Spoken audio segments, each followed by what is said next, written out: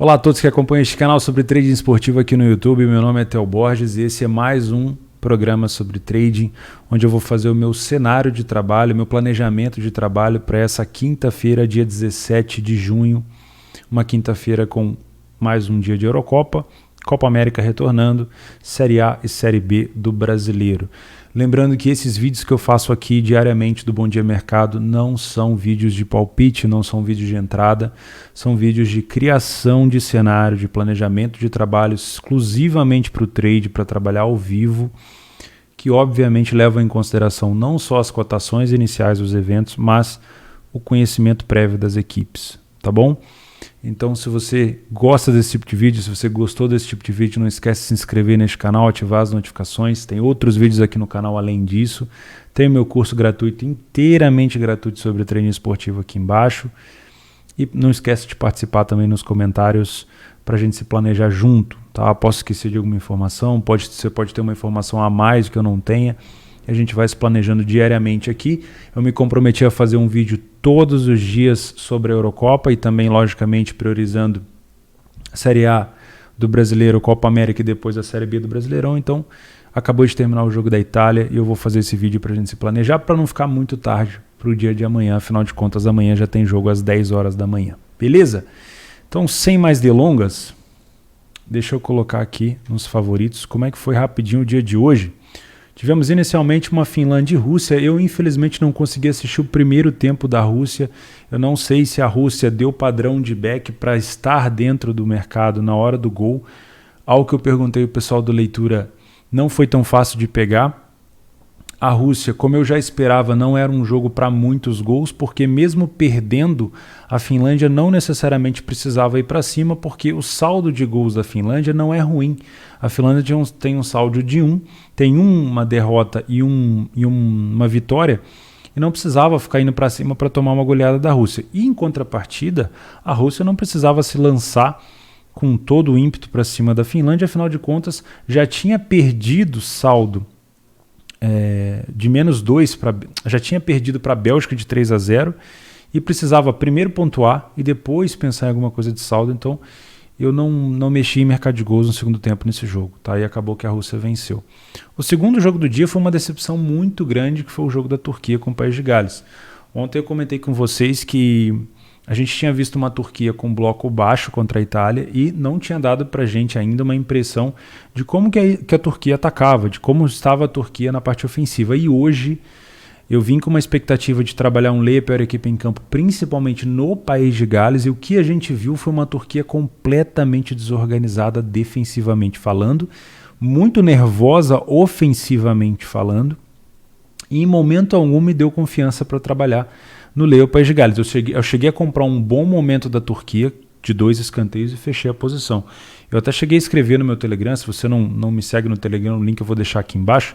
Estou sempre fazendo vários apontamentos no meio e no fim dos jogos da Euro, comentando o máximo de coisa que eu posso, que eu vou fazer no jogo. Eu não passo entradas ali, realmente eu tento passar só a minha visão, não quero influenciar ninguém. E eu comentei que a Turquia tinha me decepcionado demais, desorganizada, desconcentrada, que marcava muito mal, mas que também era muito difícil confiar no País de Gales, né? E aqui eu quero fazer uma ressalva com vocês e quero que vocês me cobrem lá na frente se eu estiver errado. A Turquia fez um jogo tão ruim que pode dar a impressão de que o País de Gales é um time organizado, e eu discordo dessa opinião. Eu não gostei do País de Gales defendendo. Eu acho que a Turquia tomou decisões ruins de atacar muito mais pelo meio, com bolas enfiadas onde tinha muita gente. Achei que as bolas aéreas da Turquia encaixaram, mas acabou não dando sucesso para gols. E eu não gostei do País de Gales defensivamente. Também não gostei do País de Gales no meio campo. O que a gente viu de positivo no País de Gales?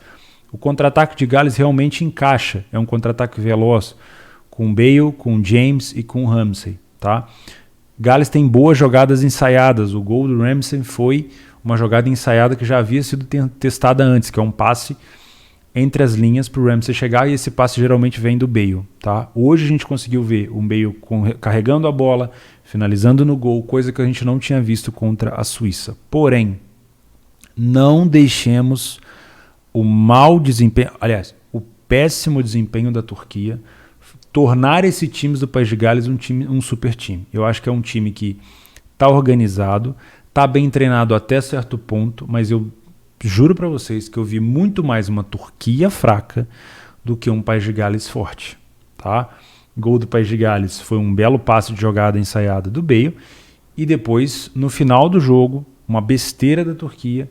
O Bale já tinha feito isso de bater o canto curto e sair driblando para tocar para dentro, não quis tocar, aí do outro lado ele acabou fazendo. Tá? Então, tem seus méritos o País de Gales, sim.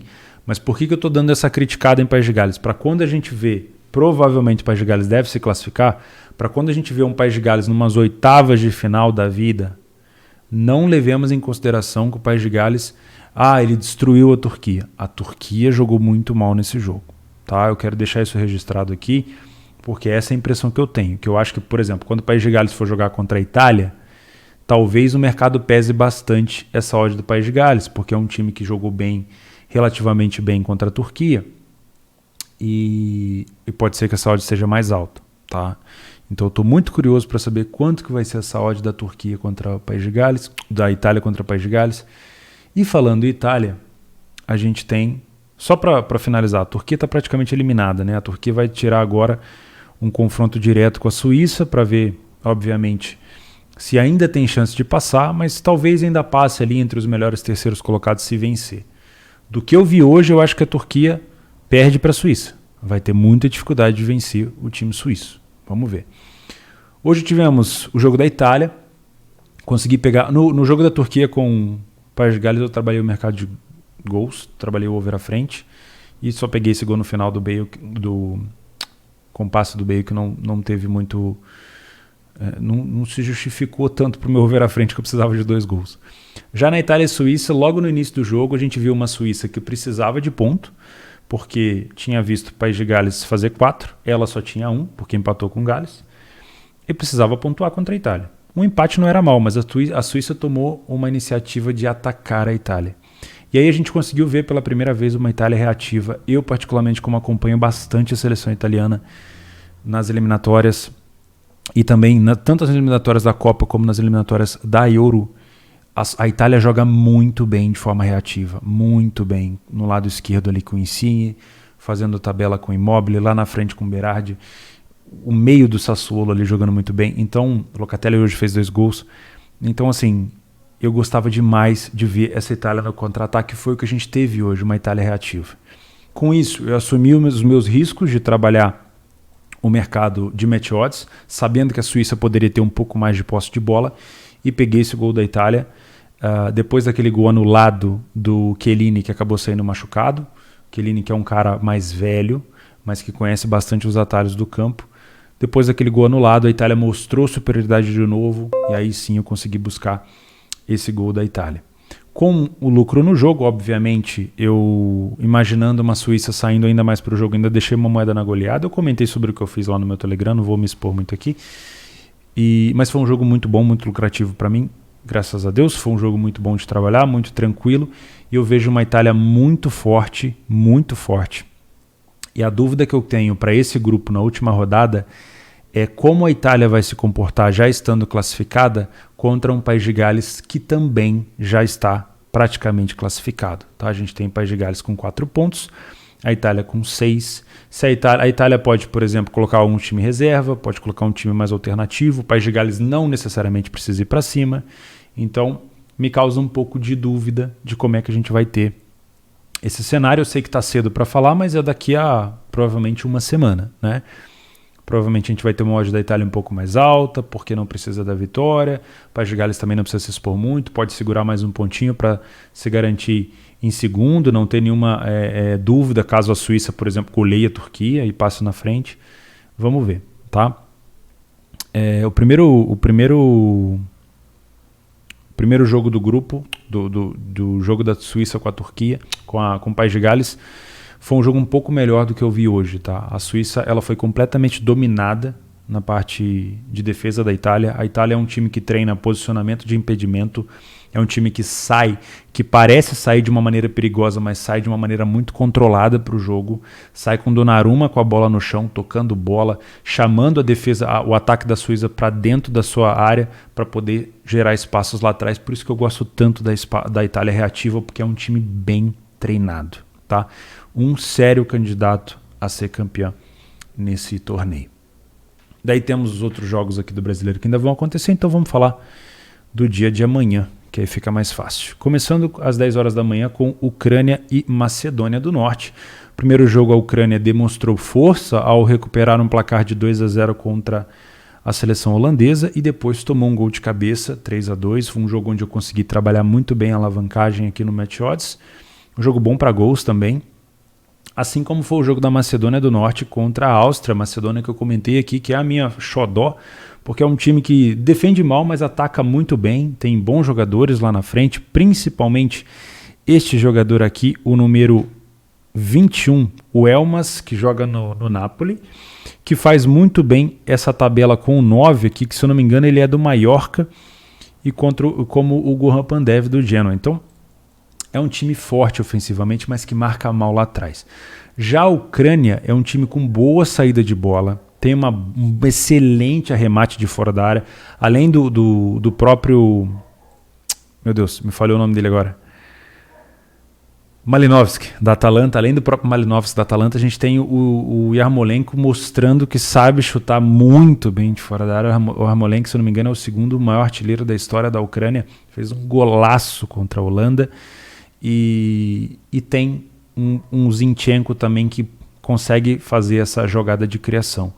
Eu gosto da Ucrânia para trabalhar mercado de gols, eu gosto da Macedônia para trabalhar mercado de gols. Ambas as equipes perderam no primeiro jogo, então talvez esse aqui seja o jogo para a gente buscar gols assim com mais veemência, né? Não no pré-live, mas para ficar de olho no live, talvez uma longa exposição, porque aqui não é só a questão dos gols, mas sim a questão do saldo, né? Porque, por exemplo, a Áustria já pegou a Macedônia, já fez 3 pontos. A Ucrânia tem a obrigação de pegar o time mais fraco do grupo e também fazer 3 pontos, mas não fazer só 2 gols de saldo, tentar fazer mais.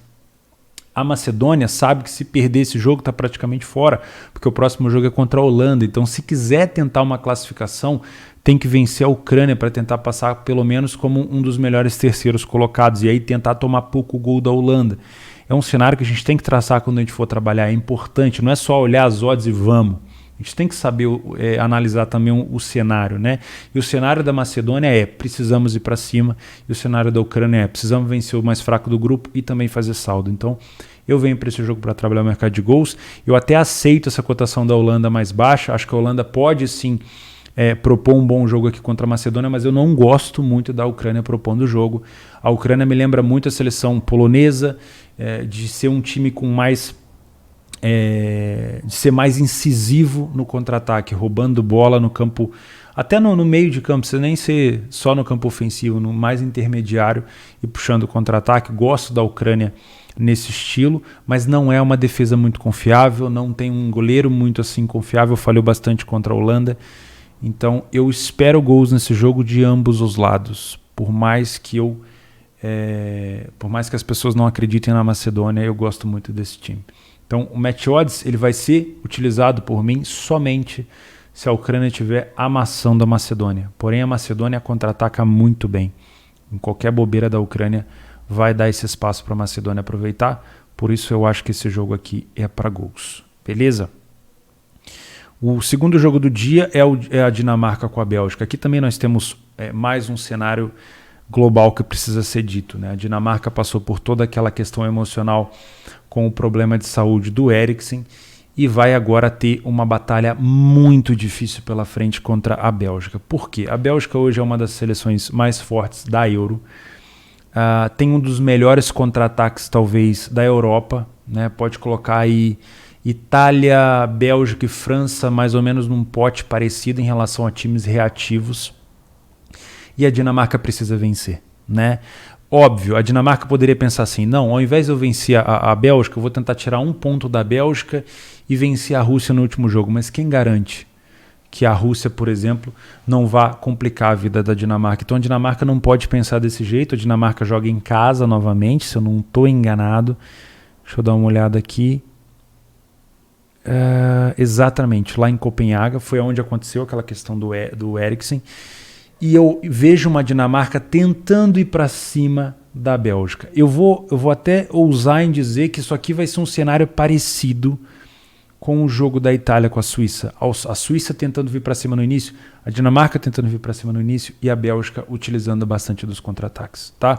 A Bélgica hoje poderia facilmente jogar de forma propositiva, tendo a bola, mas eu acho que a Dinamarca, com a pressão da torcida, vai tentar fazer essa força a mais para ter um pouco mais da bola. Isso pode fazer, obviamente, que a Bélgica tenha mais espaços. Deixa eu dar uma olhada entre esse confronto desses dois. Os últimos 3 confrontos desses dois na eliminatórias da Euro. Não, isso aqui foi em 84, pelo amor de Deus. Aqui, na Nations League, 2-0 para a Bélgica e 4-2 para a Bélgica. Tá? Vou até dar uma olhada nesses 2 jogos, como é que foi o cenário. No 4-2 para a Bélgica abriu o placar aos 3 minutos, tomou o empate e depois fez 4 gols. No outro jogo do 2-0 com a Bélgica abriu o placar cedo também aos 9 minutos. Por que eu gosto de ver esse tipo de cenário? Para ver como é que a Dinamarca reage a situações de adversidade, né? Mas aqui, obviamente, só uma situação a Dinamarca conseguiu empatar. Então eu vejo uma Dinamarca indo para cima, cedendo espaço para a Bélgica, e essa odd de 2 da Bélgica, ela me faz ter o mesmo interesse dessa odd da Itália, que estava próxima de 1,80, que é saber que o time da Dinamarca vai ter a bola em alguns momentos, mas saber do risco que a Bélgica pode causar para a Dinamarca e entender que talvez dá para administrar esse risco dentro do mercado, num back Bélgica ou num lei Dinamarca. Vou dar uma olhada nisso, tá? Não descarto que esse aqui pode ser um jogo para gols também, porque a Dinamarca talvez não tenha sofrido gols a mais da Finlândia, ela sofreu um só, porque a Finlândia recuou totalmente depois de fazer o gol. Já foi uma finalização e um gol, né?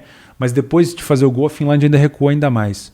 Então, eu imagino que a Dinamarca, se sofrer o primeiro, ela não tem outra chance, ela já vai imaginar 2 jogos, 2 derrotas, já estou com um saldo aqui de -2, tenho que ir para cima da Bélgica, e aí a Bélgica pode enfiar mais gols aqui da Dinamarca. Então eu vejo uma possibilidade de vitória da Bélgica ou de mercado para gols, e vou ficar de olho no live. Tá? O cenário global para esse jogo que eu vejo é uma Dinamarca precisando muito e uma Bélgica utilizando o aproveitamento de espaço, um jogo reativo, e se quiser, se a Dinamarca sentir o golpe, até propor o jogo para tranquilizar. Talvez, se estiver ganhando de 2-0, pode tocar a bola para respeitar também aquela questão do Eriksen e tudo mais. Mas, cara, futebol é jogado e a gente sabe como é que funciona, tá bom? O terceiro jogo do dia é uma Holanda e Áustria, 2 times que venceram os seus primeiros jogos, um pouco mais tranquilos agora, né? Já que Ucrânia e Macedônia fazem o confronto dos times que perderam, porém não dá para segurar tanto a bola, porque imediatamente, se a gente tem uma Ucrânia vencendo o jogo contra a Macedônia, a gente tem 3 times com 3 pontos, né? Obviamente aqui a Holanda é superior à Áustria, tem alguns jogadores da Áustria que eu gosto bastante, o Sabitzer até deu um passe para gol, mas eu acho que não jogou isso tudo no primeiro jogo contra a Macedônia. O Alaba fez um bom jogo, deu um belo passe para o segundo gol, o gol de 2-1 da Áustria, e a Áustria escolheu utilizar o atacante do Stuttgart, um atacante alto, que foi o Kaladzic, para ser o trombador ali, para tentar ser um pivô, mas não teve muito sucesso. Quando o Arnautovic entrou, ele acabou conseguindo fazer um bom jogo e acabou fazendo um gol. Aqui está dizendo que o Arnautovic está suspenso. Então eu vou até dar uma olhada aqui, enquanto eu falo com vocês, se tem alguma notícia sobre Arnautovic. O UEFA abre investigação contra Arnautovic após comemoração polêmica no gol. Pode ser que tenha sido suspenso. Tá? Pode ser que o Arnautovic tenha sido suspenso. Arnautovic suspenso por um jogo por insultar o adversário. Então é isso, a gente não vai contar nesse jogo com o Arnautovic. Isso aqui é uma informação importantíssima, porque o Arnautovic é uma excelente válvula de escape para o ataque da Áustria, né? Então a gente já tem uma perda grande aqui. Eu venho para esse jogo para trabalhar um possível mercado de gols inicialmente, mas eu não descarto a possibilidade de trabalhar a favor da Holanda. Eu não sou fã da defesa holandesa, eu acho que eles vacilam bastante na marcação. Mas eu também não gostei do que eu vi da Áustria contra a Macedônia, principalmente no gol do Goran Pandev. Um bate-rebate e o goleiro, quando foi pegar a bola, ainda jogou para cima do zagueiro que sobrou a bola para o Pandev. Então, assim, são duas defesas duvidosas, mas se for para falar do ataque, o ataque da Holanda foi bem contra a Ucrânia e principalmente pela bola aérea levou muito perigo, tá bom? Ficar de olho nesse jogador aqui da Holanda, o Weghorst, que joga no Wolfsburg, que é um excelente jogador de bola aérea. O Wijnaldum também está chegando bem na área. E o Frank de Jong também jogou bem contra a seleção da Ucrânia. Essas são as minhas impressões para Euro. Vamos falar rapidinho de Campeonato Brasileiro para não deixar passar. Amanhã nós temos o América Mineiro sem treinador contra o Cuiabá, que também acho que está sem treinador, né? Teve aquela questão lá do Valentim. O América Mineiro a 1,83 contra o Cuiabá. O América Mineiro que não venceu nenhuma, que não marcou nenhum gol, tem uma odd de 1,80 contra o Cuiabá. Pô, não gosto dessa odd não, cara. Eu não gosto dessa odd não. Eu vi o jogo do Cuiabá contra o Fluminense, onde o Fluminense acabou vencendo o jogo. E assim, o Cuiabá é um time ajeitado. É um time ajeitado defensivamente. Não sai com muita gente pro ataque. É um time de muita transição de bola, pelo que eu pude reparar. Ainda estou conhecendo a equipe, confesso para vocês. Mas é um time experiente que tem muita transição de bola. Então, quando eles dominam uma bola no meio campo, eles não ficam fazendo tabela. Às vezes o cara domina e já sai para carregar com transição. Isso vai fazendo com que o time consiga chegar lá na frente. E com essa dificuldade de marcar gols do América, eu não consigo ver essa odd de 83 assim como muito boa. Eu acho que dá para trabalhar um possível layer para a equipe em campo aqui sim. Vou até abrir aqui o meu bloco de notas, né, que na verdade é o Notion, para quem me pergunta. Deixa eu ajeitar aqui o meu cenário para trabalhar esse dia 17. Deixa eu ver como é que ficou aqui na tela. Estou fazendo no meio da gravação, então não sei se vai ficar muito bom, né? Aqui tinha tudo que eu tinha separado para hoje. Então vamos lá, um layer para a equipe em campo. América Mineiro contra o Cuiabá. Deixa eu voltar aqui, ó. Holanda e Áustria. Que eu imagino um possível back Holanda. Se realmente calhar, se a gente não tiver uma coisa inclinando para o mercado de gols. O que eu tinha falado também, Ucrânia e Macedônia, eu acho que é jogo para gols. E o jogo da Dinamarca com a Bélgica, eu também acho que é um jogo para gols, mas eu tô bastante inclinado a tentar buscar algo a favor da Bélgica. Dinamarca contra Bélgica. Quem que pode prejudicar o nosso back, a Bélgica? É o goleiro Schmeichel, que é um excelente goleiro, tá? Ceará e Bahia. Jogo inteiramente para leitura para mim. Eu não gostei do que eu vi do Bahia contra o Internacional, tá? Também não tinha gostado do desempenho do Bahia no segundo jogo contra o Vila Nova. Acho que o Bahia me iludiu demais no primeiro jogo contra o Santos e eu gostaria de ver um pouco mais do Bahia. O Ceará contra o Fortaleza na Copa do Brasil também não foi muito bem. Eu não consegui assistir o último jogo do Ceará contra a Chapecoense, um empate. Então os dois times, uma vitória, uma derrota e um empate. O Ceará venceu o time do Grêmio. Depois perdeu para o Santos, empatou com a Chape. O Bahia venceu o Santos, empatou com o Bragantino e perdeu para o Inter. Então eu vou trazer esse jogo para um layer per equipe em campo para ver se a gente tem alguma leitura clara de um claro time inferior. Sport Recife Grêmio. Acho essa cotação do Grêmio um pouco baixa pelo que eu vi do Grêmio nos últimos jogos. Porém o Sport também veio muito mal. Mais uma vez aqui, dois times que nos últimos jogos perderam as duas. Acho que essa cotação do Grêmio podia estar um pouquinho mais parelha com a do Sport. Eu também vou trazer esse jogo aqui para deixar para o live. Mas vamos ver se o Grêmio tem alguma correção antes do jogo.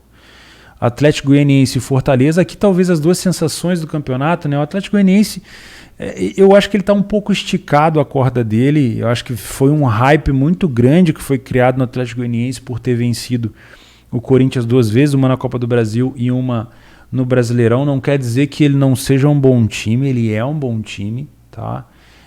Desculpa, ele não venceu o Corinthians no Brasileirão, venceu? Ele venceu 2 vezes o Corinthians na Copa do Brasil.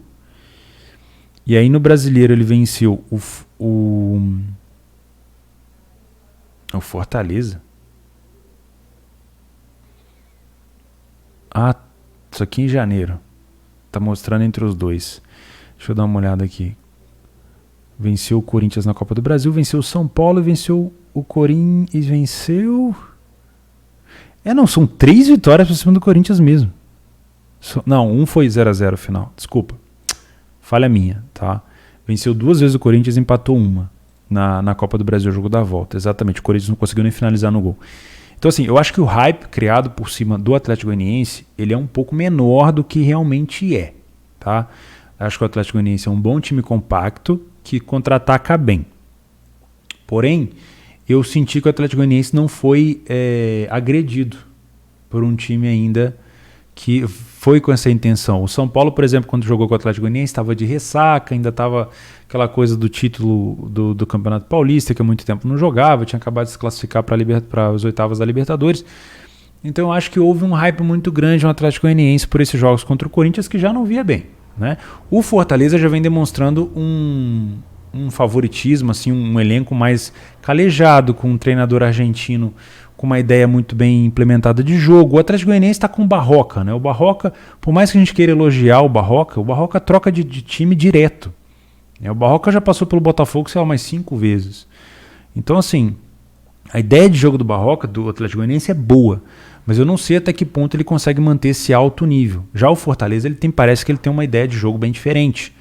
Uma ideia de jogo de um treinador de fora, que vem com uma ideia diferente para cá. Então tomara que sim, tomara que o Atlético Goianiense consiga manter essa pegada. Mas a minha opinião é que o Atlético Goianiense, ele tá com a corda esticada, tá? Então eu vou trazer de novo esse jogo aqui para o mercado ao vivo, para um layer per equipe em campo, mas eu não descarto trabalhar o mercado de gols aqui, porque a gente tem boas equipes ofensivas. Se o Fortaleza se jogar na boa fase para cima do Goianiense, obviamente vai ceder espaço lá atrás, então vai. Eu já vou colocar aqui, ó, Atlético Goianiense e Fortaleza como mercado para gols. 2 equipes. Fortaleza marcou 8 gols e sofreu 2. O Atlético Goianiense em 2 jogos marcou 3 gols no Brasileiro. Fluminense e Santos. O time do Fluminense, eu fiz uma crítica ao time do Fluminense por também achar que ele está um pouco esticado, porque os trabalhos do Roger Machado eles costumam ir assim, perdendo um pouco o rumo, né? Ele costuma se desgastar. Eu não sei se a gente já está naquela curva de desgaste do Roger Machado, mas eu acho que o Fluminense pode apresentar um pouco mais do que está sendo esperado dele. Eu não gostei do jogo do Fluminense contra o Cuiabá, tá? Sendo bem sincero, e também não gostei do jogo do Fluminense contra o Bragantino. O Fluminense foi buscar uma reação contra o Bragantino, mas eu não gostei do que eu vi. Eu acho que o Bragantino falhou muito mais defensivamente do que o Fluminense se mostrou um super time. Tá? Então eu imagino que o Fluminense vai sempre ter aquela coisa de ter vencido o River Plate na Argentina, vai sempre ter aquela expectativa de que o Fluminense vai dar espetáculo, e o Fluminense não é bom propondo o jogo. Então se eu não tenho um time muito bom propondo o jogo, com uma odd de 2, é bem provável que se ele não esteja tudo isso, se o Santos estiver mais com a bola, a gente possa ter uma correção de odd no início. Atenção que eu não estou dizendo que o Fluminense vai perder, que eu não estou dizendo que essa odd não é justa. Eu estou dizendo se o Fluminense novamente não vier para propor o jogo contra o Santos, com essa cotação de 2, que é o que o mercado espera é um favoritismo, se o Santos tiver a bola, o Fluminense tem a tendência de corrigir essa odd no início do jogo, tá bom? Então eu vou trazer esse jogo aqui para uma possível correção do Fluminense, né? Possível ler pela equipe em campo. E aí na Copa América, Antes o Campeonato Brasileiro Série B, nós temos Londrina e Botafogo. Londrina que ainda não ganhou nenhum jogo, 2 jogos, 3 jogos, 2 empates e 1 derrota, um saldo de -1 contra um Botafogo que jogou muito bem contra o time do Remo. Gostei demais do Botafogo, cheguei a trabalhar o over à frente naquele jogo e tô achando que a gente pode vir aqui para buscar um possível Leão Londrina, ou Leia para a equipe em campo aqui também. Tá? O Botafogo acabou distribuindo gols para cima do Remo, mas não é um time assim que vai ficar indo para o ataque o tempo todo. O foco do Botafogo na Série B é voltar para a Série A e está conseguindo fazer um bom trabalho. Não tem nenhuma derrota ainda do Botafogo, um saldo de 5. Então eu vou trazer esse jogo também. Londrina. Para um Leia pela equipe em campo. Tá? Eu quero acompanhar Botafogo, Vasco, Cruzeiro. Quero acompanhar cada vez mais a Série B, mas como espectador. Ainda vou criando o meu viés, né? E por último nós temos Copa América, a Colômbia enfrentando a Venezuela. Eu não gostei do desempenho da Colômbia contra o Equador. A Colômbia recuou demais no segundo tempo. E por mais que eu acho que a Venezuela seja um time ruim, essa odd da Colômbia ela provavelmente está influenciada pela questão de Covid que denigriu e feriu muito o elenco da Venezuela. A Venezuela que estreou na competição contra o Brasil, né? Tomou 3-0 na estreia, provavelmente continua com um elenco muito calejado, muito distorcido e vai ter uma Colômbia provavelmente titular jogando contra eles. Então eu entendo essa cotação da Colômbia, mas eu prefiro ficar de fora deste mercado. Já o jogo do Brasil, mesmo tendo uma cotação muito baixa, a única coisa de positiva nesse jogo é mais uma super cotação da Betfair. Então se você não tem conta na Betfair, a Betfair está oferecendo mais uma super odd, a 4ª seguida para o jogo do Brasil contra o Peru, uma cotação de 15 para você que não tem conta na Betfair, abrir a sua conta, cotação de 15 para o Brasil vencer o Peru. Não esqueça de clicar nesse link aqui embaixo para você abrir sua conta, mas também de ler o regulamento, o que você precisa saber, se você pode participar ou não, como que você ganha o bônus. Tudo está bem explicado aqui na tela do bônus e se você quiser participar, por isso que eu estou dando esse destaque para o jogo do Brasil, porque realmente essa cotação de 1,20 para mim, eu prefiro deixar de fora. Beleza? Então é isso, vai começar agora o Brasileirão das 19 horas, pretendo fazer, mas está gravado aqui o meu planejamento para amanhã. Muito obrigado a todos que me acompanharam até aqui, 31 minutos, eu falo muito mesmo, eu gosto do que eu faço, eu gosto de falar e quando eu vejo já passou o tempo. Valeu pessoal, obrigado pela companhia, um grande abraço a todos, a gente se vê amanhã. Tchau.